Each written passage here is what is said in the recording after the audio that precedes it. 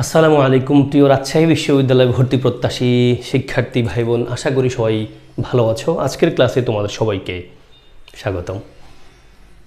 আমরা আজকের ক্লাসের প্রথম দুটা প্রশ্ন দেখছি ভোকেব বেসড। গ্রামারের পাশাপাশি ভোকাবুলারিকে নিশ্চয়ই তোমরা খুব করে গুরুত্ব দিচ্ছ, যেটা অনেকের ঘাটতি থাকে। প্রিভিয়াস কোশ্চেনকে গুরুত্ব দিলে মনে হয় লস হবে না তোমাদের। মানে ভোকেব বেসড প্রশ্ন যতই আসবে প্রিভিয়াস কোশ্চেনকে তোমরা গুরুত্ব দিও। আশা করছি সব কিছু ঠিকঠাক থাকলে ইনশাল্লাহ প্রিভিয়াস কোশ্চেন থেকেই প্রশ্ন হবে। আসলে ভোকেব বেসড প্রশ্ন এছাড়া বাহির থেকে দেওয়ার কথা না, যদি পরীক্ষার প্রশ্নের প্যাটার্ন উল্টাপাল্টা না হয়। ইনডিফারেন্ট শব্দটার অর্থ হলো উদাসীন। এখন আগ্রহী প্রয়োজন, উদাসীন না এমন কিছু একটা প্রয়োজন। The protesters were forced to give in. আমরা প্রথমটা ইনডিফারেন্ট মানে উদাসীন, প্যাশনেট মানে খুব বেশি আগ্রহী, তাই না? যেমন আমি ভিডিও তৈরি করার ব্যাপারে, তোমাদের পড়ানোর ব্যাপারে খুব বেশি প্যাশনেট। দ্য প্রোটেস্টার্স মানে প্রতিবাদীদেরকে বাধ্য করা হয়েছিল টু গিভ ইন মানে ডিফিট করা, পরাজয় বরণ করতে, টু অ্যাকসেপ্ট ডিফিট। তাহলে the protesters were forced to give in. May you prosper in life. 5-6-এ পড়া, তুমি ক্লাস 5-এ থাকতো এটা পারতা ভাই। মানে ওই যে সেন্টেন্স 5 প্রকার: assertive sentence, interrogative sentence, optative sentence, imperative sentence, exclamatory সেন্টেন্সের সংজ্ঞা মুখস্থ করছিলাম আমরা একসময় ছোটোবেলা, বিশেষ করে এটাই।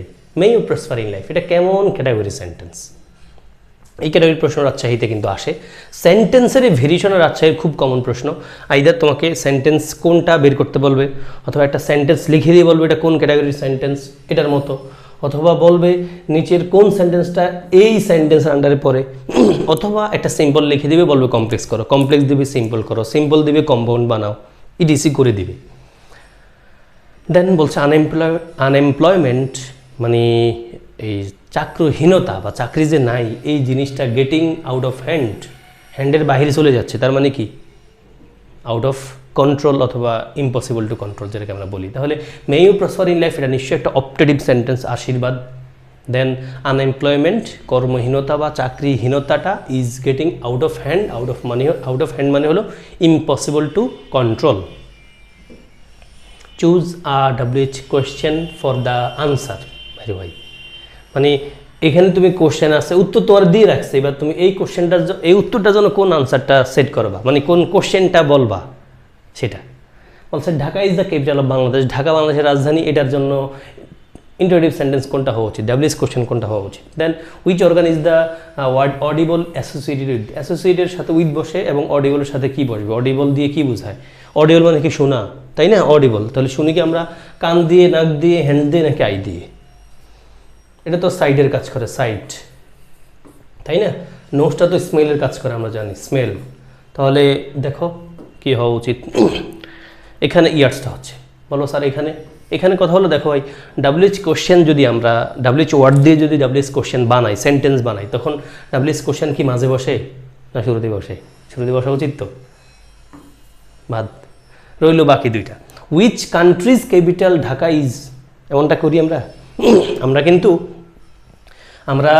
যদি আমরা এতটুকু সাবজেক্ট ধরি, উইচ কান্ট্রিজ ক্যাপিটাল, কোন দেশের রাজধানী ইজ ঢাকা, ইজটা এখানে দিলে চিন্তা করতে পারতাম, মানে which country's capital is Dhaka, কোন দেশের রাজধানী ঢাকা, এটা ধরতে পারতাম। ফলে answer should be which country is Dhaka capital of, বাকিটাতে আমরা দেখেই ফেললাম।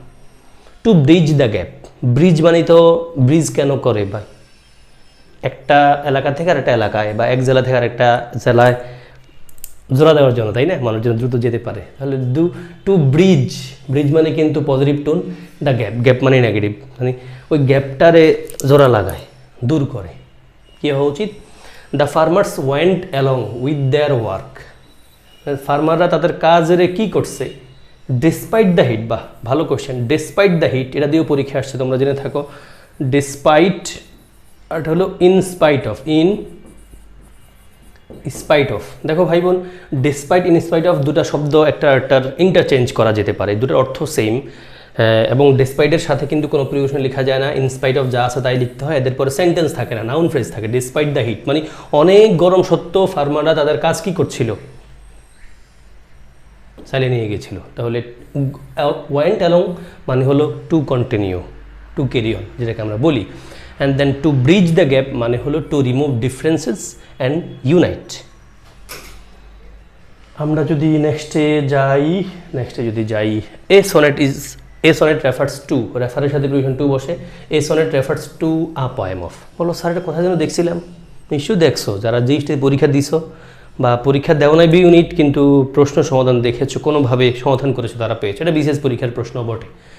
সনেট মানে তো কয় লাইন, 20 লাইন, 10 লাইন, 4 লাইন নাকি 14 line. The passage is incomprehensible. প্যাসেজটা মানে ইনকম্প্রিহেন্সিবল মানে কি, নেগেটিভ অর্থ, ইন নন আন এগুলো নেগেটিভ ওয়ার্ড, নেগেটিভ প্রেফিক্স শব্দের আগে বসে অর্থটা চেঞ্জ করে ফেলে। কম্প্রিহেন্সিবল মানে হলো বোঝা যায়, বোধগম্য, আর ইন মানে ইন নন আন মানে নেগেটিভ ওয়ার্ড দিবে। আসো তাহলে a sonnet refers to a poem of 14 lines, the passage is incomprehensible মানে বোঝা যায় না, বোধগম্য না, ইম্পসিবল টু আন্ডারস্ট্যান্ড। এই ছিল আজকের ক্লাস। প্রত্যাশা করে সব উপকার পেয়েছো। ভিডিওতে একটা লাইক দিয়ে ফেলবা ভাই বোন, তোমার কিছু বন্ধুর সাথে নিশ্চয় শেয়ার করে মেনশন করে তাকে উপকার করবা। ভালো থেকো। আসসালামু আলাইকুম ওয়া রাহমাতুল্লাহ।